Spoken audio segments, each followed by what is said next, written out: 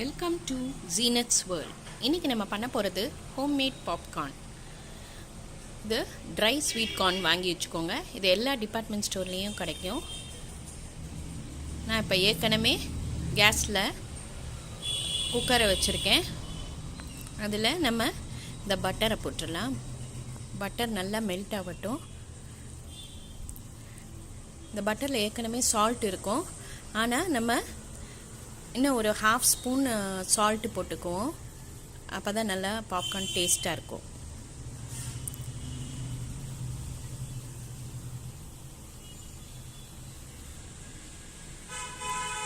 சால்ட்டும் பட்டரும் நல்லா மெல்ட் ஆகி நல்லா சேர்கிற மாதிரி நல்லா ஒரு ஃப்ரை பண்ணிக்கோங்க.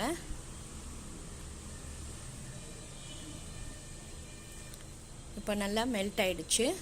இப்போ நம்ம இந்த ஸ்வீட் கார்னை அதில் போட்டுட்டு ஒரு பிளேட்டை வச்சு மூடி வச்சிடணும். நடுவில் திறந்துடாதீங்க, அது வெடிக்கும். ஃபஸ்ட்டு நல்லா ஃபாஸ்ட்டில் வச்சுருங்க. ஃபாஸ்ட்டில் வச்சு வெடிக்க ஆரம்பித்தோடனே சிம்மில் வச்சுருங்க. ஒரு 2 மினிட்ஸில் ஆகிடும் அது.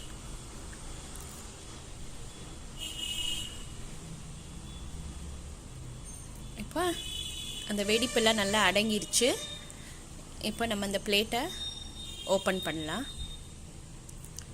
பாருங்கள், பாப்கார்ன் நல்லா வந்துடுச்சு.